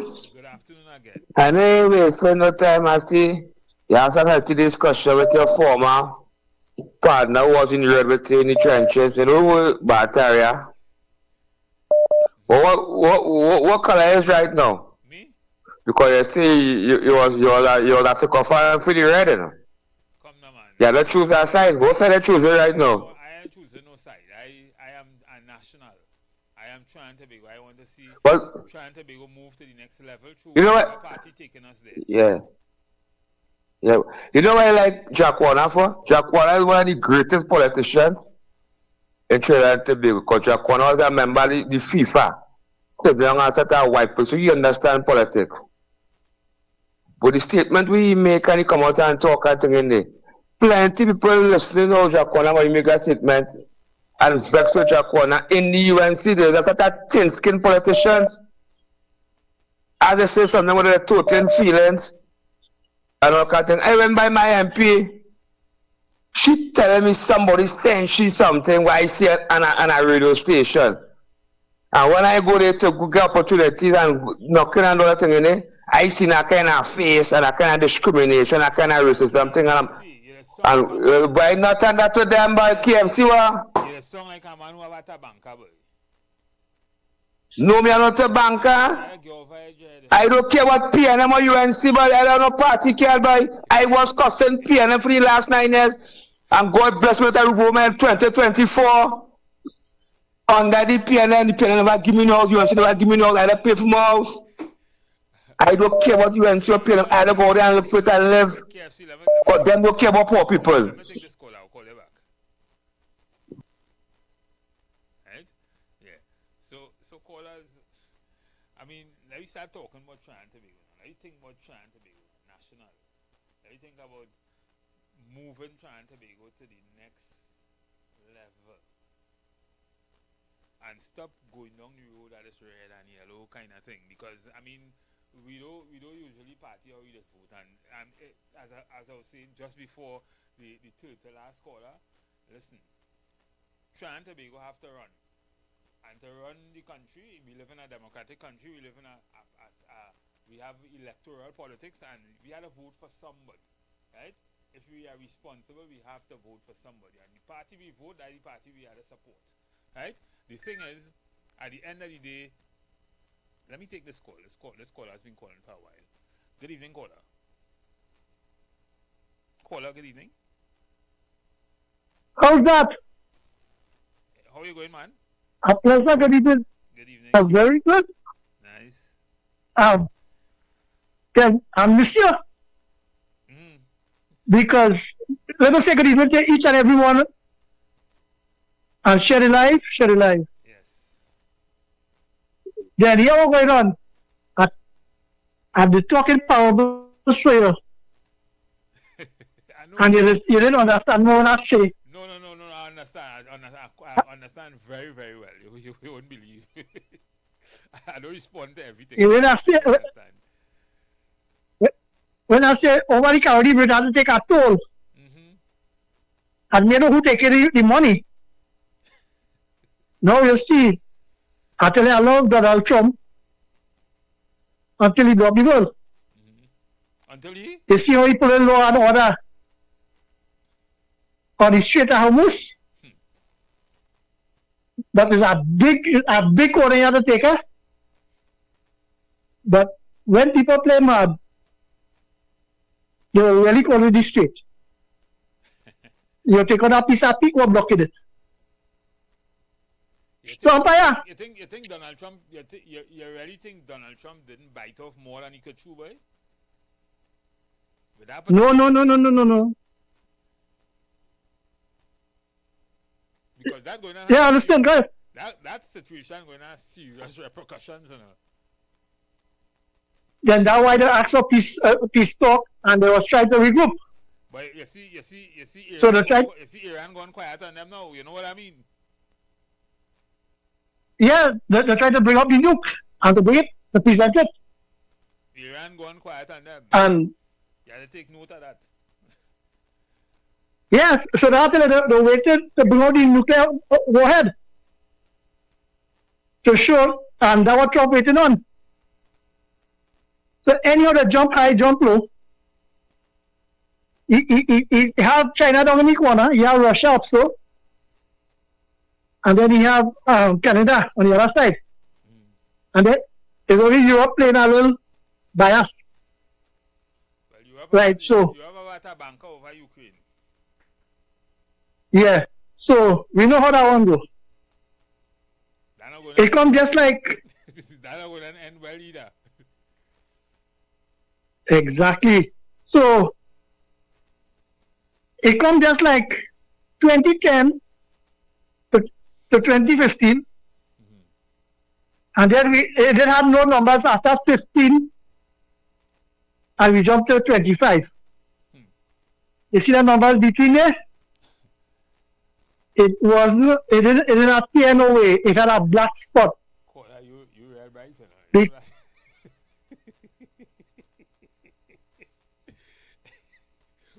Quiet. Yeah, because one thing before I go forward, I want to say my color is pink. Because real men wear pink. Yeah, so from 2015 to 2025, it didn't have no numbers, nothing exists.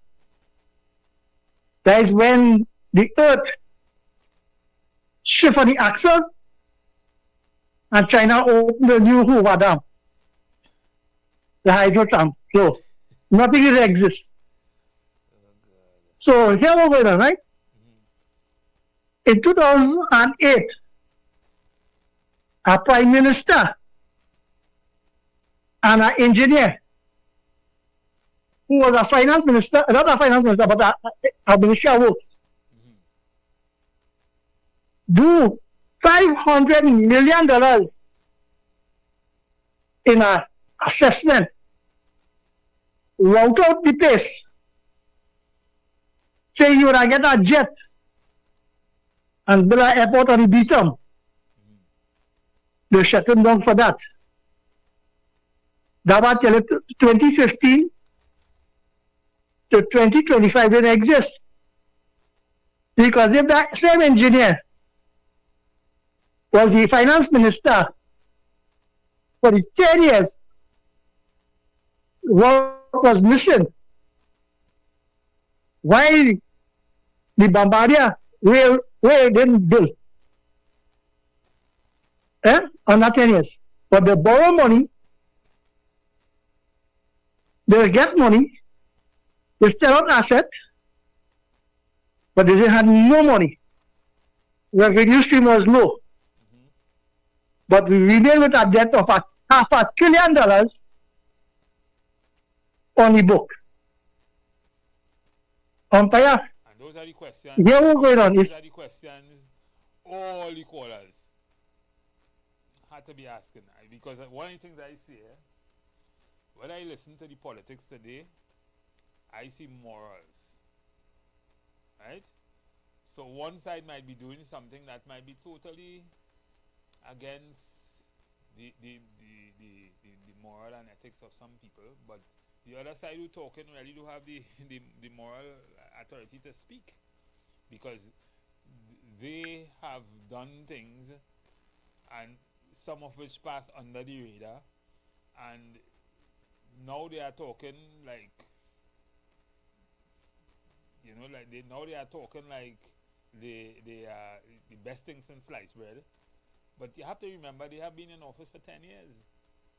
And there was a reason why the public want them out.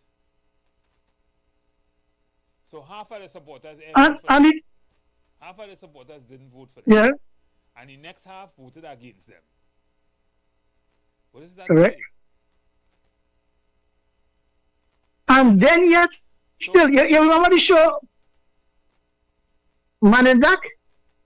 Yeah. You know, the brothers are a little kind of acting like a pen. Yeah. And they just say, you see me now? You were sleeping. Poof. And they wipe over the bed. And then me. That's shenanigans. Right. I feel that something in the last party had an instrument like that. Somebody, because you can't tell me, somebody. Because you can't tell me that the last finance minister, the present political leader, on record saying that we lost touch with the people on the ground, and that we make a mistake, and we ignore them, and neglect them. Use guys to justify a point. But her senior before said that too, Her senior before the doctor that she succeeded said that too. Yeah, exactly. And you know what is required every time they come in power? We don't have the method to let us trickle down to the grassroots. But you hear $1.4 billion is questionable for the last 10 years. And those same people who work in and do the work, they have a good bank account. They can even reach the tax ceiling of 70,000. And just imagine $70,000 before you pay tax. Where the work was, the Spanish come and they get an increase in minimum wage. Then you're telling me that they put a businessman to run the NIS. And before that, the last 2008, they put Calder Hat and they formed the deck. They said the building so that when the government had to rent, it will go to the NIS and it will have a sustainable plan. Boom, they liquidate everything. And the asset at NIS deplete. Started to go into a minus. But now, to take measures to put a scale in place that everybody will get their money. And just the other day, people fighted 3 and 4 years after they retire to get the NIS money. So, umpire, according to how I call her say, I built a new spanking state-of-the-art hospital for them. I bring robot and I put in it. But I open it and I show that as you reach by the door and you reach upstairs, you're the bed, you're the bed, if you have to be on the bed, or you're out through the door because you don't take care. And you know when I went and visited the other day, a skeleton still have more meat in it? How's that? Yeah, I understand. So, ladies and gentlemen, you know, at the end of the day, what people want in Trinidad and Tobago is service, is efficiency, is bread and butter. People want to be able to live, and people want to be able to live comfortably. And I don't think party, I mean, we hear a lot coming from both sides. Both sides are guilty of the same thing. A lot coming from both sides about who you support and what your concerns are and what it is related to and what is motivated by and that kind of thing. Some say race, some say politics, some say, you know, all kind of thing. But at the end of the day, the people who suffering, they don't want to hear that. They want to survive. And if those persons would have gone out of their way to in some way support a movement, to support an ideology, to support whatever they supported to get you in office, you have to respect that. Right? And at least give the impression that you're working for everybody. And at the end of the day, while, because I know what I know, at the end of the day, people want to feel comfortable in Trinidad and Tobago. And we have a lot of issues. Let me take this call. Caller, good evening.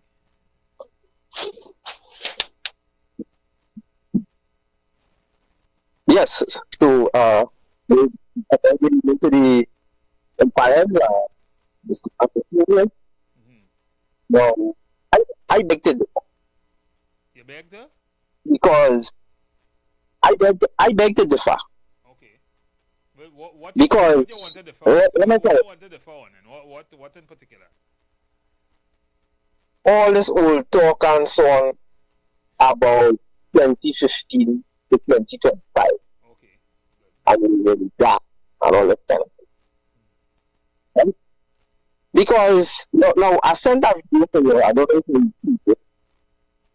What the people on social media are saying about this Prime Minister when he was in opposition, right? And what she is seeing now, right? You can take a look at it when they get back. Yeah, I think I saw some of it. And right. And there are facts. So, there are facts. right. You understand? So, but all that old talk, that caller, I've talked before. Now, he can't bring any evidence about any $1 trillion or anything like that. Right? But I can tell you nation. Evidence, is it? I can tell you. But all that is yeah, he can't bring evidence. Public domain. That old talk. Old talk. That old talk. Okay. I could bring evidence. I don't have no money with me now. But I could call you next day or so and bring you the evidence of every rating agency.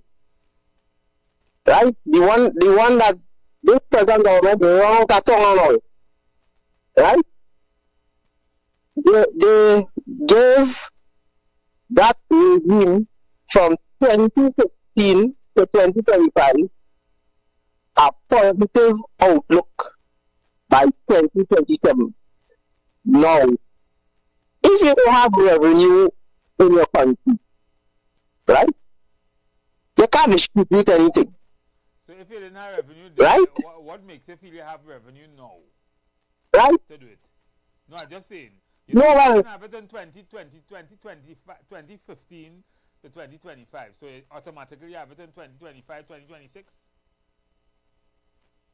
It's the same thing or worse. Well, what I'm saying is that we were on the road to recovery.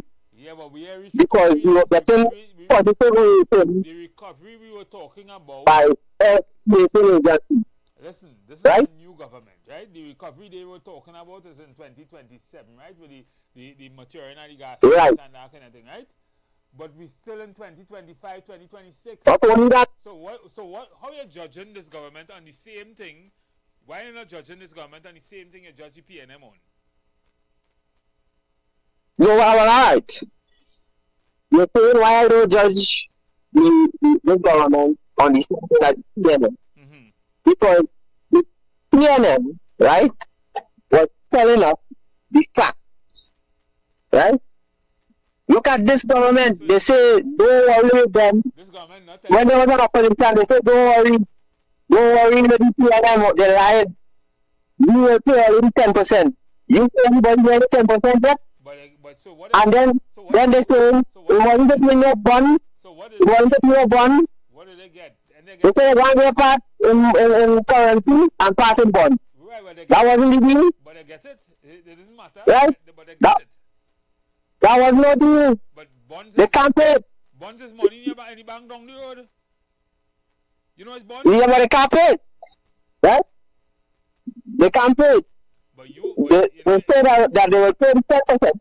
But you're contradicting yourself. They fool the people.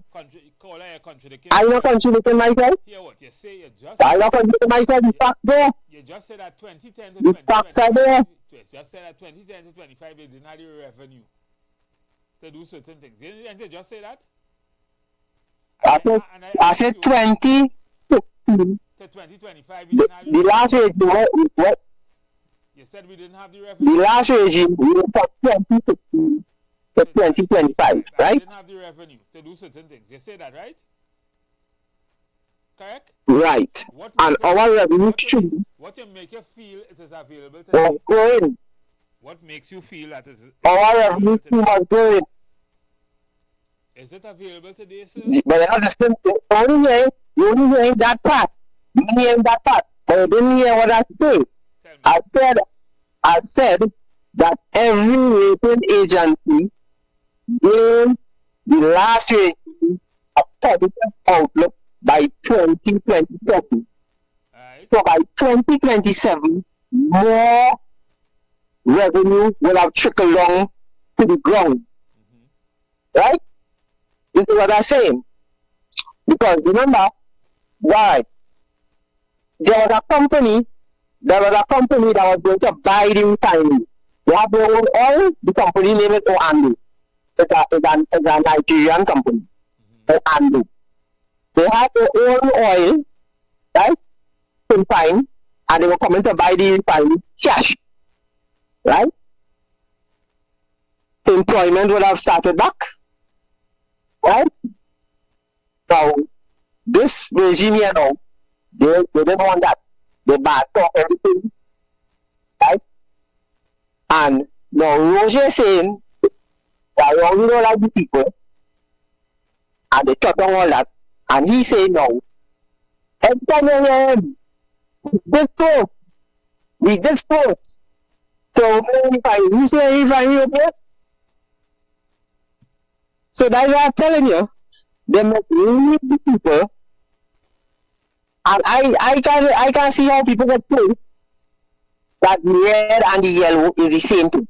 You see that narrative? It can't be the same thing. That narrative already makes it can't be the same thing because the facts are there. But I guess it's making sense to you and probably some of your listeners, right? So, but anyway. The facts are there. It's not me. I didn't like them thing. Okay, cool. I hear you. Right, Mr. Matheson. Thank you. You have a good day? Thank you. Yeah. Right. We are down to just about 33 seconds on the clock. Of course, tomorrow is a holiday, and I wish you all the best in your Corpus Christi holiday tomorrow. Look forward to seeing you on Friday. I was told that we may be getting an interview with the Prime Minister on Friday, so I look forward to that too. Right? I would really like to hear what she has to say about all of the discussions during the week. In so doing, I would like to say good evening and thank you for listening to us. You've got bills to pay, and so do we. Let's go pay some bills on the street 919 FM.